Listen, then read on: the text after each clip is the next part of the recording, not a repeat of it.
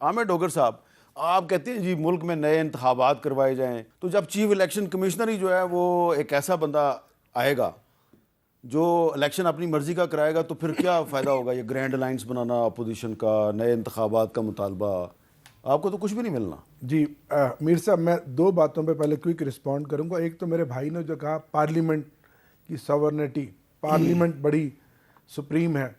कौन सी पार्लियामेंट की तकरीम जिसमें 12 से ज़ायद कौमी असम्बली के मेम्बरान मेरे समेत रात को पार्लियामेंट की बिल्डिंग से उठाए गए?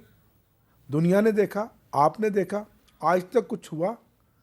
कौन सी पार्लियामेंट जिसमें रात को मेम्बरान को बिठाकर 26वीं तरमीम मंजूर करवाई गई और उन मेम्बरान को नहीं पता, कसम ले लें मिनिस्टरों को नहीं पता था कि एजेंडा है क्या, ड्राफ्ट है क्या? यार इस पार्लियामेंट को तो आपने रबड़ स्टैंप बना दिया, इसकी तो तकरीम बेतौकीरी आपने ख़त्म कर दिया। और दूसरा मीर साहब, आपने जब भी अपना क्लिप दिखाया, मैं आपको सलाम पेश करता हूँ, आपकी पॉलिटिकल विजडम, आपकी दूरअंदेशी को।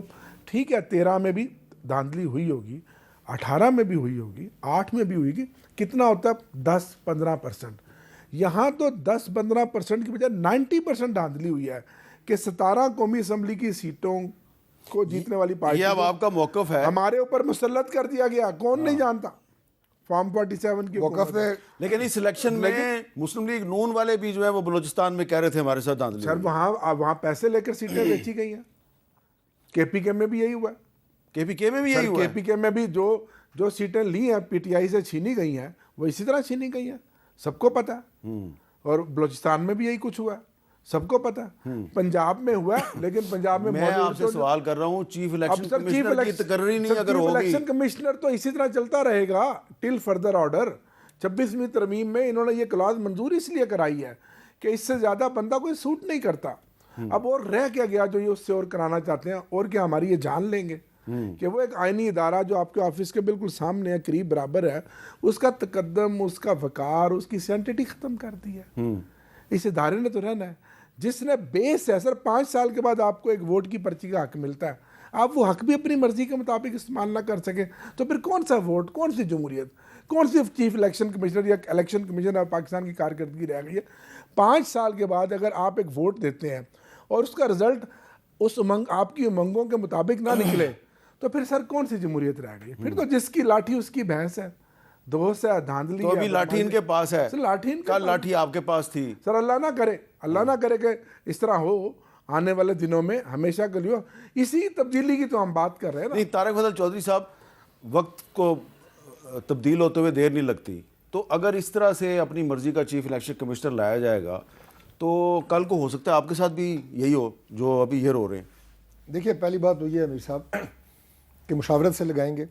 अभी ये अज्यूम कर लेना कि जनाब हम कोई अपनी मर्ज़ी से कोई बंदा ढूंढ रहे हैं या कोई ऐसी बात है, ये एक अजम्पशन है। मेरा ख्याल है कि अभी इसकी अजम्पशन में ना जाया जाए।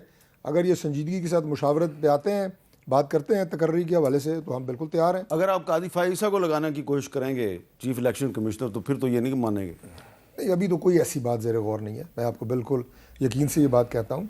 बाकी बात यह है ना, देखें जो सियासत को इस वक्त सियासी निज़ाम को डस लगी है ना, वो ये 8, 13, 18, 24 के इलेक्शन से नहीं लगी, वो इनके रवैयों की वजह से लगी है। और मैं तहरीक इंसाफ की पर्टिकुलरली बात कर रहा हूँ। आपने जो क्लिप दिखाया एक इलेक्शन का, यकीनन आपके क्लिप मौजूद होंगे 18 के इलेक्शन के भी, 13 के भी, 18 के भी हैं, ठीक है, 13 के भी हैं। अच्छा, और उसमें मैं बोरियां दिखा रहा हूँ, आप बोरियों की बोरियां दिखा रहा हूँ, निकाल लें थोड़ा सा कोई 18 जाली वोटों के। लेकिन मैं आपको ये अर्ज करता हूँ, क्या इन इलेक्शंस का, जो उनको मैंने 18 का ही ले लें, हमने वो अल्फाज पार्लियामेंट में और पार्लियामेंट के बाहर अदा किए इदारों के खिलाफ? बुग़्ज़ में, कीने में किसी इदारे को नहीं छोड़ा। आपने बड़े नर्म अल्फाज इस्तेमाल किए थे, आपने कहा खलाई मखलूक। नहीं सर, मैं क्या मरियम मखलूक तो नजर ही नहीं आती। मरियम नवाज की तकारीर सर, नहीं आप, मैं कहता हूँ कि मरियम नवाज की तमाम अफराद के खिलाफ थी, जनरल बाजवा और जनरल फैज के खिलाफ। नवाज शरीफ की तकारीर, आपकी हुकूमत ने, जब नवाज शरीफ ने जनरल बाजवा और जनरल फैज का नाम लिया तो आपकी हुकूमत ने सेंसर करवा दिया। मियां नवाज शरीफ की तकरीरें, मैं बता देता हूँ, उनकी मीडिया टॉक, मरियम नवाज, ख्वाजा आसिफ की तकरीरें, शहबाज शरीफ, सर क्या बात, तीनों की तमाम तकरीर इकट्ठी करके उनसे जो सख्त तरीन अल्फाज थे, वोट को इज्जत दो, इकट्ठे करें। इमरान खान की एक तकरीर वो उन पर भारी होगी। किसी इदारे को नहीं छोड़ा, किसी लीडरशिप को नहीं छोड़ा। फिर मैं कहूँगा इमरान खान तो क्या था कि आपने इदारों को बिलो द बेल्ट गुफ्तगू, आपने तबाही जो फैलाई इदारों है को पाकिस्तान तबाह कर में, दिया। तबाही जो फैलाई है पाकिस्तान में सियासी निज़ाम की, वो लोगों ने फैलाई है, और उसकी वजह से लेट मी से दैट आपकी पॉलिटिकल स्पेस कम हुई है।